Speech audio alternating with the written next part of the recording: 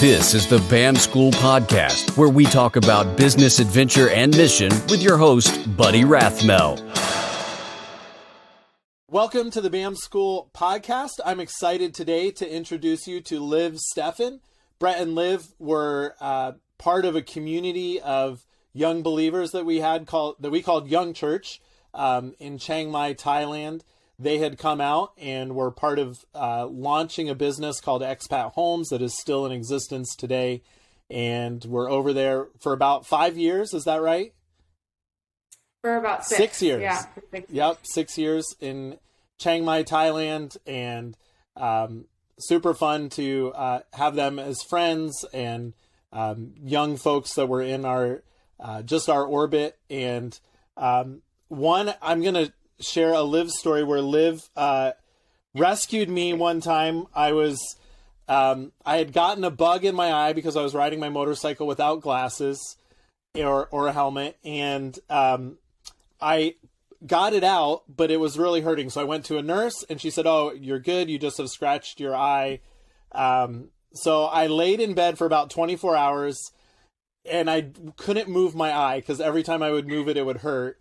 And the next day I had to go get something at this place called Cod Farong, and I ran into Liv and her friend April, and I was like probably walking funny or something, and they're like, "What's wrong with your eye?" And I said, "Oh, I can't move my eyeball. It hurts." And so Liv was like, "Well, let me look at it." And as she lifted up my eyelid, they realized the stinger was still in my eyelid, scratching my eyeball. And April was like, "I'm going to go get something." And she ran into the store to get it, came back out with like solution or something. And then she's like, she ran back, and Liv's like, "I could just get this out." And so she flipped up my eyelid, yanked out the stinger that was scratching the top of my eyeball, and it was immediate relief. And so grateful to you for many things, but also for saving my eyeball, Liv. Sounds like if you were just miserable. You're like, I'm doing terrible. I'm walking around with my eye, just obviously getting scratched nonstop. Yes. It was terrible. It was not a fun 36 hours or so that I experienced that, but thank you for saving my eyeball. My pleasure. Excited to have you on the podcast. You guys helped to launch Expat Homes in Chiang Mai, Thailand. And now you run a vendor store, pop-up store called LivThai. How did that come about? How did you did you have an entrepreneurial desire as a young person? How did you get to that place? Yeah, I feel like I'd probably have to spend a few days reflecting on my childhood to figure out what it was that I was like as a kid that made me want to do something like that. I don't have I don't have any memories that come quickly to my mind about what I was like as a little girl when it comes to LivThai and what it is. But obviously we were in Thailand because Brett and I both knew that we weren't pastors of any kind. Like Brett wasn't a pastor, that wasn't his vocation. He was a business guy. He grew up doing business. His dad grew up doing business. And that was the same story for myself. So we grew up around small business everywhere. Kind of like this little world of that. And so we knew that that's what we were good at and gifted in. And when it came to considering missions, we figured, let's do something that we already have a skill set in. Let's go work on starting a business overseas. So that's what got us there. And then I think in my time of 6 years of being there, with traveling back and forth, buying product from the markets and bringing it back and having a little like setup where people could come in and buy product from there was really easy to do. It was fun. I think that I had an eye for picking out the stuff that people really liked and would enjoy in America. And so that made it easy. And so we would just come back with a bunch of stuff, and then everyone would come through and buy everything. And we probably did that 3 times. And every time we did more and more. And we used that to subsidize our plane tickets because, we had the 2 of us and then 4 kids traveling back and forth. So I never got to a point where I totally covered all of our plane ticket expenses. But I think that was kind of where the interest came. So by year 5 of living there, we had done that type of market research. And My last time being in the States, I was talking to my brother, my dad, and Brett, and I was telling all of them how I just think it would be neat to have this little business called LivThai, and I bringing back all these products from Thailand, and I think it was in year 5 that all of a sudden I kind of felt like we were coming to the end of our time. I don't know if Brett was fully feeling that, but I came to Brett and was just like, I think I'm going to regret if I like to like Google drop myself into the future and then like look back and decide on my regrets. Yeah. And I was like, I just think I'm going to regret not doing this. And so I just blatantly asked him one weekend, like, I really want to do this. Will you do this with me? Because I can't do it without you. He's the accountant and business minded. Just a lot better at deciphering whether something's remaining viable. So I'm like, I need you alongside of me for this. And he was like, yep, I'll do it with you. And the next morning, my brother called and was like, hey, remember how you were talking about doing LivThai? He's like, I and my wife would love to come alongside of you and do the stateside. So go ahead and buy all the product. We will set up everything here to like do your mailings and to have the online store. And we'll even go to like some events for you and take your product and set up for your events. And so it just felt like complete confirmation that this was the right thing. And his wife is actually a graphic designer. And so she developed my branding for me. So we spent the next couple of months developing the branding and then just going into what we were doing. And then I happened to be good friends with you were our mentors there, but also another couple, Matt and Michelle Kokula, were our mentors as well. And their oldest daughter was a photographer. So I reached out to them. I was like, Nicole has taken many family photos of us before. Do you think that she can do product photos? And she was able to do it. And her ability is just incredible. And she did a great job making the business feel like it was well branded too. So. Yeah. And so how did you connect? I saw on your site you have the folks that are making your products that you're bringing in. How did you connect with them? So when I was doing those runs, when we would, visit the States, that's when I met them, is just from shopping all the streets. And those three like I said, I feel like I did have a particular thing I was always looking for. And those 3 artisans hit all 3 points for me and what I enjoyed in a product that I found there, which was I wanted it to be an original design of the artisan. So I felt like each of my products from those people, they had products within what they did that were their original design. And that was important to me because it proved that they themselves were an artist. And then I felt like all 3 of them had quality. All of their products were filled with one of them is genuine leather, or like I watched all the stitch seams or all the sewing and to make sure that it was all well done, or like the quality of it not breaking, things that lasted. So that was really important to me, and that like held true with all 3 of them. And then lastly, I looked at the individual, and I felt like the individual in all 3 of those artisans, each of them were hardworking people who were really truly business people at core.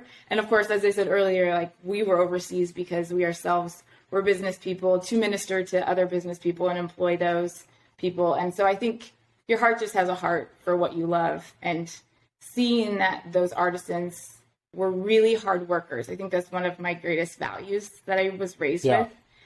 I just wanted to celebrate that. Like I wanted them to feel their hard work paying off and being appreciated. So cool. That's awesome. What do you think, as you do, the pop-up stores and different things, what do you think separates you from other vendors that are doing the same kind of business as you think about your, people making stuff or your staff or whatever? There are 3 aspects that I like to talk to our employees about that should separate our pop-up. And that is, one is that anytime a customer comes up, that customer feels seen. So we engage, we smile, we want to embody like the light of Christ. And so I think it's super important to have like a sincerity of warmth and interest towards everyone that comes through. And so that's one of our key points. But I also think that our product is experiential. Like we have wrap bracelets, so I should have brought them. But you just wrap them around your wrist. And so it's exciting to like see them laid out because people are like, oh, what is that? It makes them, they're curious. They want to grab one, and we offer like, okay, you hold one, I'll hold one. I'll show you how to do it. And it just makes it fun and interactive. So I think that's important. And then we also always are sure to try to, once we know that they're interested in the product, we love letting them know the story behind it. And the story usually pushes people over the edge. They're like, oh, you know, I thought this place was beautiful and you guys were so nice, but like, you guys also have a story. Like you know, you just go through all the artisans. We talk about how I lived there and how it's a Know Your Maker store. And people love that. People love to be able to, if they're getting it as a gift, they love to be able to offer that gift of a story as well. So. Yeah, it's so true. I remember years ago seeing a study where this professor had just put items on eBay, and then they put additional or identical items on eBay that had a story behind them. Like, here's where this was made, or here's why this is special. And the ones with the story, it was like they sold, you know, it was like 8 times as much the price for those things. Oh my word. So that is crazy. I mean, I think we just love story in general. We love movies. We love, you know, stories. So when you're buying a product, to know the story behind it, everyone, yeah, that's going to, like you said, push people over the edge of, oh, wow, I get to see who is doing this. Yes. When we lived in, I say when we lived in Thailand, because I'm only going to be there like 3.5 more months total before we move back. But there was this coffee I used to get, and in the coffee, they used to put like a little piece of paper that just had like what was going on with the coffee. Like, hey, it was a dry season, our coffee's going to taste like this, or, you know, it was a big season. I just remember like I liked that coffee just for this little piece of paper that I would read. I mean, I liked so it great. Also because it was cheap and good, but I really liked knowing, and I was sad they quit putting those pieces of paper in, and it was kind of like sometimes you would get one, sometimes you wouldn't. So I'm sad that they put that away. But yeah, the story I think is a huge thing, and obviously like your staff. I know I've known some of your staff, or I've seen some of them on you know, YouTube or Instagram or whatever, and they display that warmth too that you're talking about. That they are, you know, individually, they're, you know, displaying that warmth. So yes, and I think it's really cool that you right now employing a young lady, Willow, who has. It was kind of funny because she helped your business grow, but you felt bad that she was doing so much. But she's probably a lot of the reason. I mean, you're really like, you know, your revenue is pushing from side hustle almost to like, you know, full-time income type of level. So explain to me that whole process of pouring into Willow, her pouring into the business. How has that been for you? Well, I feel like I could talk about Willow for a really long time. She's such an incredible blessing. So we hired her as a manager part-time in January of this year. So she's almost done a full year here. And before that, she was our babysitter. So she just started off like coming here, babysitting the kids. I would be running out and doing things. And we had the product here. So I had the product inside the house in an office, and then we moved it out into the garage. And so there were times where I was like, all right, listen, Willow, I know you're watching the kids. I know this is a lot to ask, but I need you to watch the kids, and I need you to take care of all my inventory. I need you to count all this up and re-enter it in. And so I remember her retelling me that story, and she's like, I mean, you told me that and you're like, this is a big deal, but like, I was like, yes, I will make this happen. Of course I'm going to do this. Yeah. Like, she just totally loved that aspect. Like, if you're getting invited into that. So once, she just kind of started asking more and more about it. She was like, can I go to a pop-up? I was having her do mailings, and then she was like, well, why can't I go to a show? What if you got someone else to babysit the kids and I go to a show? And so she came with us. I was blown away because I had only seen her babysitting my kids. I hadn't seen her as like a sales person. Yeah.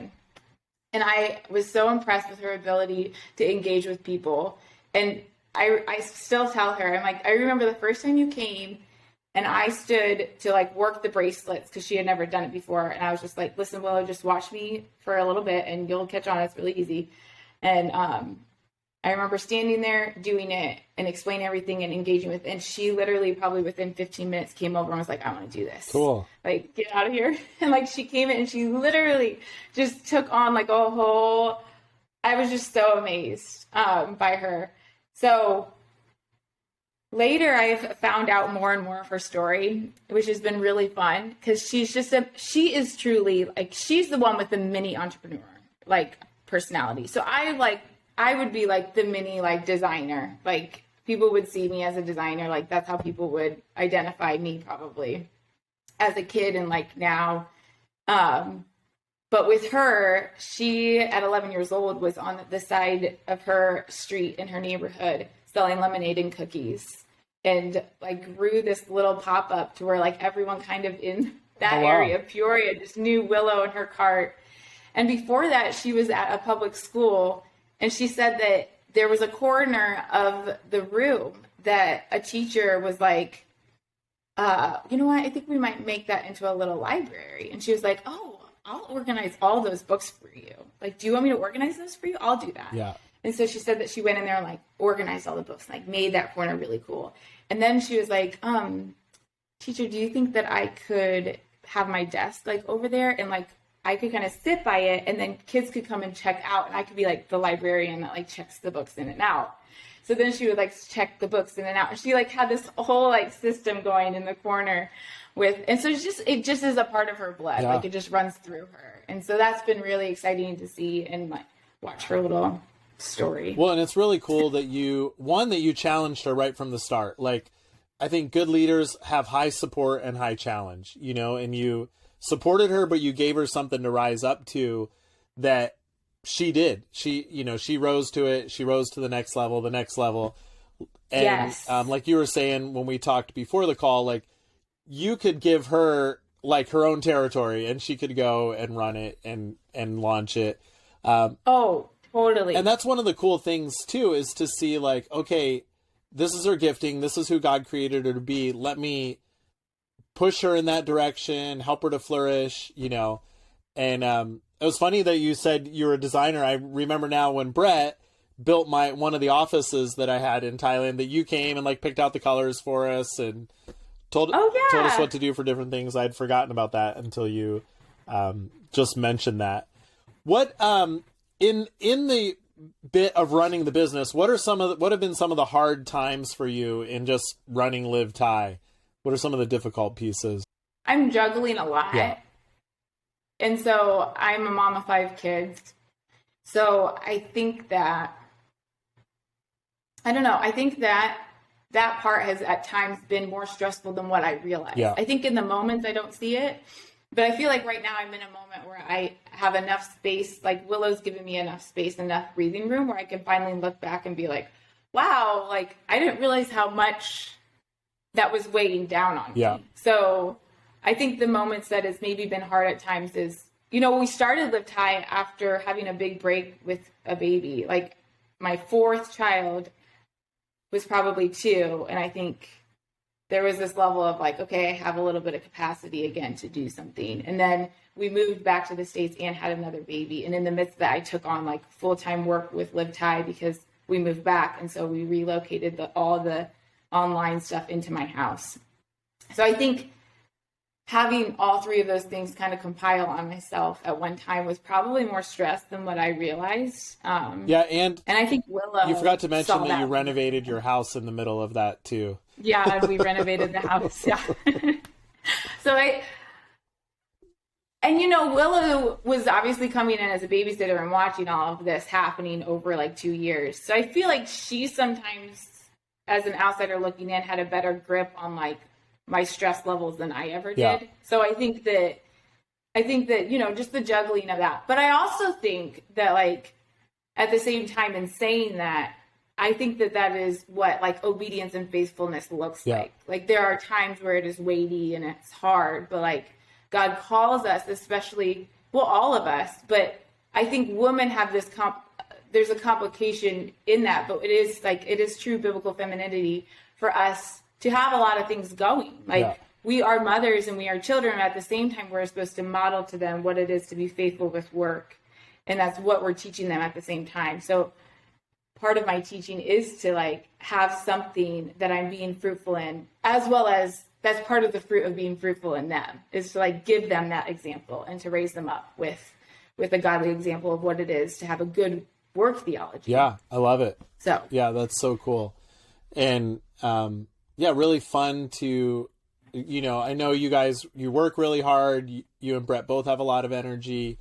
You're doing a lot of things. And part of that is training up your kids and giving them that theology of work. That's really, really cool.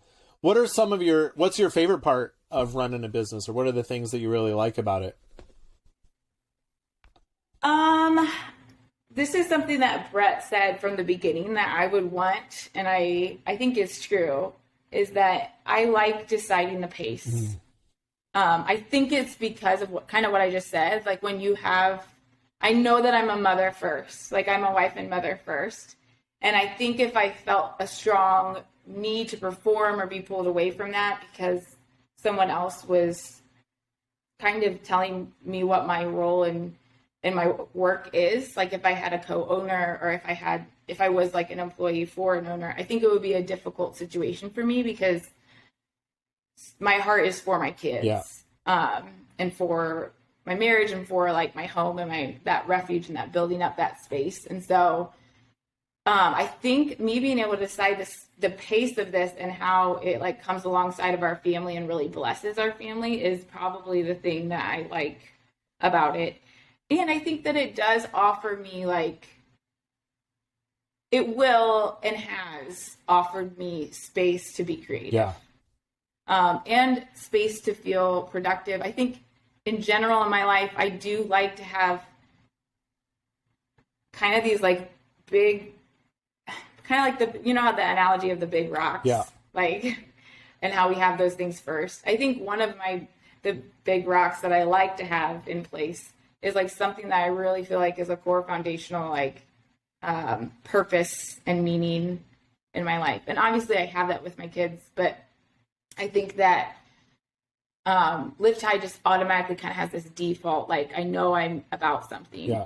And when we lived in Thailand, I had that. Yeah. Like without even realizing it. I think moving back, I was a little shocked at there was just this built-in purposeful, meaningful thing that we were doing. I didn't ever have to sit there and think, what is my life about? We were at something. So I like that. I like that aspect that I have like that built-in piece that I know is beyond me in my little world. Yeah, that's cool. Well, if our listeners want to get a wrap or a bag or something that you're selling, what's the best way for them to do that? And if they just want to connect with you in any way, what's the best way for them to do that?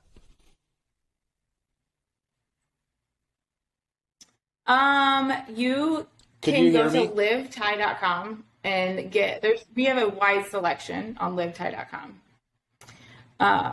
for our online store.